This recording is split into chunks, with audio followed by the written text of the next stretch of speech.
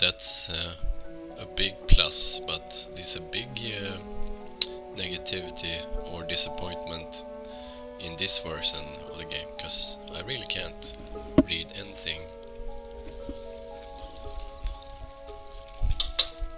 I'm gonna eat now, so I'm gonna mute my mic and I'm just gonna continue the game and explain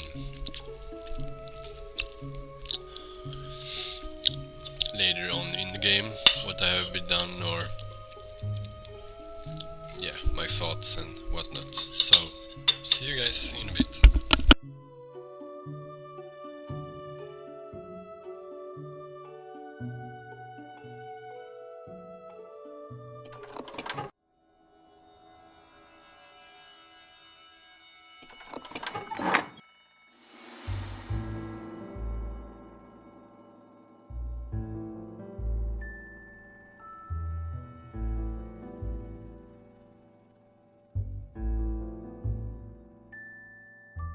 Irina Buksov? I tried to contact her, but I was rejected. She's incredibly mistrustful. It's a shame, because I think she knows a great deal about the path of the dragon. Do you have her phone number? Who knows, maybe I'll be luckier than you. Do you think so? Possibly. You're a priest. That inspires trust. Call 445-827 in Budapest. But whatever you do, don't say you know me.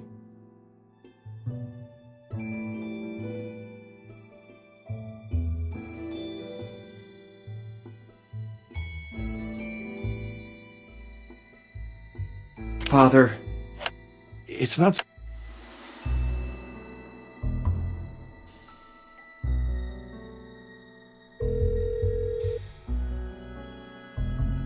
This is Irina Buksov. Hello, Professor. At the request of my hierarchy, I'm investigating the persistence of certain superstitions. You are an authority on questions of folklore and popular beliefs. You flatter me. Let's say that I have had the good fortune to inherit the library of my predecessor, Professor Hermann von Bergen. But tell me, what exactly is your investigation focused on? The belief in those imaginary creatures called vampires. Vampires. You're interested in vampires. Just to demystify them, the Catholic Church wants to fight this superstition. I have serious reserves about getting into the subject. I am in great demand, you know. Could you be more precise about the framework in which you're conducting your inquiry? I was entrusted with it by Monsignor Felicio Briganti of the Congregation of Rites. If need be, you can contact him by calling Vatican 63. Your references are serious. I'll accept to help you, Father, but I don't trust the telephone. Could you visit me at my office in Budapest? Certainly. As early as tomorrow, if it's all right with you. Very good. I'll expect you.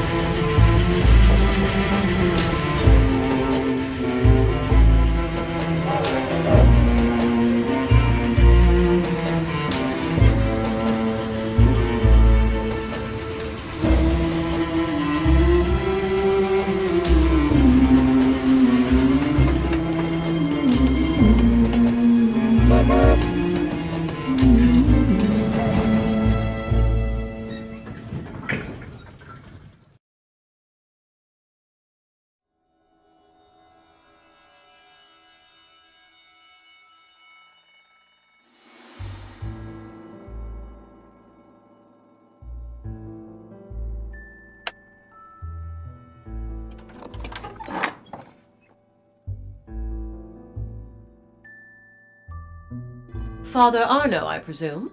You didn't have too much difficulty finding my office? No. The concierge told me what I needed to know. You have a wonderful place. All the art objects surrounding me were bequeathed by my mentor and friend, the late Professor Hermann von Bergen. I know his reputation.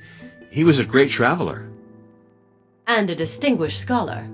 But tell me, did you have a pleasant journey? Yes, thank you. I admired the Transylvanian landscape, then I fell asleep. And you've come from Transylvania? From Vladiviste, to be precise. The homeland of Vlad the Impaler. You made the right choice of locales to investigate vampires. Herman went there too when he was young.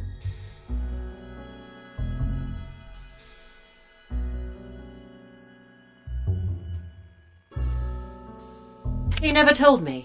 I've had various hypotheses, of course, but I must confess, the question intrigues me, and to think that the answer might lie behind you. The personal papers of Herman are in this strongbox. He died suddenly, and didn't have the time to give me the code for opening it. Can I try to open it? I'm no expert in the matter, but with a little luck... Gladly. I'd be very grateful if you managed to open Herman's strongbox. This lock is incredibly noisy. Or has my ear become more sensitive?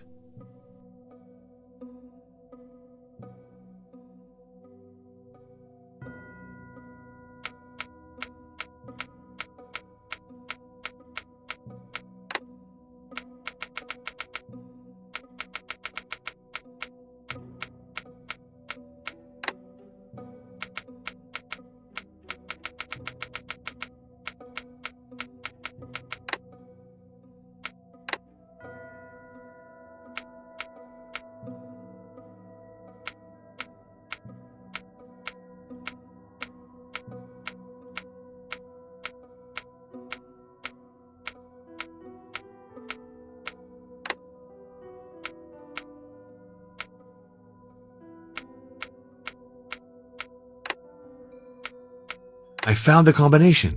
MDCCCXX. Looks like a number in Roman numerals. Thank you for opening the strongbox, Father. Would you be so kind as to deposit the contents on my desk?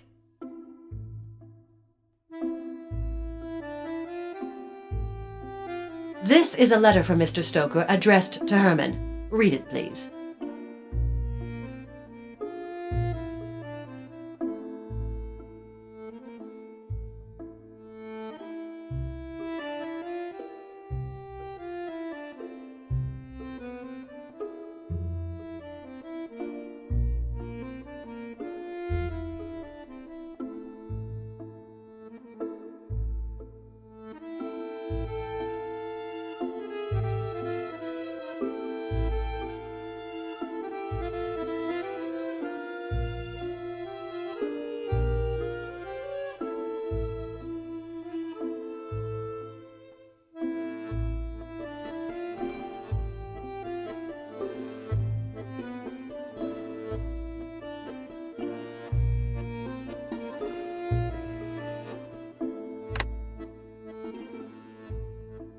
So then Stoker was inspired by a story told him by Professor von Bergen, the story of events that had taken place in Transylvania. Perhaps in Vladiviste? It's probable. Did you know that Professor van Bergen knew Bram Stoker? Yes, but I ignored all the details that are recounted in this letter. I only knew that Stoker had cited Herman among the sources inspiring him, and Herman was not flattered.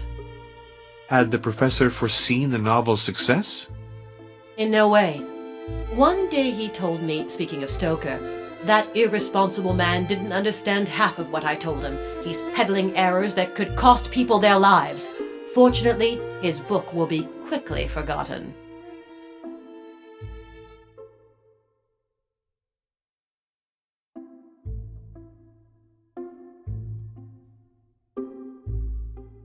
The first trace we have stems from ancient Babylon.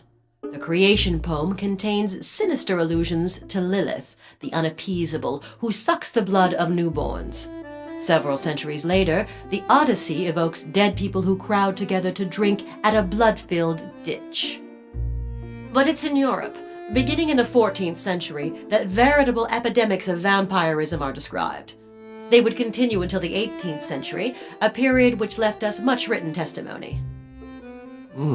What an energetic method. It's very widespread. In Russia, they use an aspen stake. In other places, it's made of hawthorn, from which Christ's crown of thorns was woven.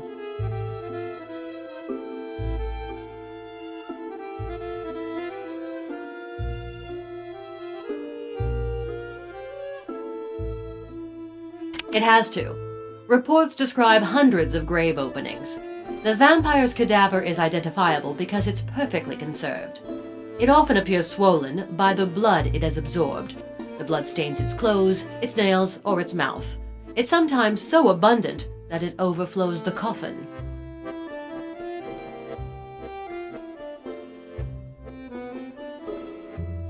What do you mean by believe, Father? I mean, do you think that vampires have a real, objective existence? Real or objective? You must choose, Father. Because the only immediate reality is subjective. The rest are just hypotheses. All right, your viewpoint is unassailable. So let me reformulate my question. According to you, has the existence of vampires been demonstrated? Jean-Jacques Rousseau said, "If ever there was in the world a warranted and proven history, it is that of vampires. Nothing is lacking. Official reports, affidavits of well-known people, of surgeons, of priests, of magistrates. The evidence is most complete." Yet all these stories and affidavits seem very confused to me. I sense nothing coherent behind it all. Didn't you say yourself that the traditions don't agree? Don't take the legends literally. I think they are the deformed reflection of a truth that is even more horrible. This book, The Lords of Twilight, is the most rigorous volume ever written on vampires. Open it.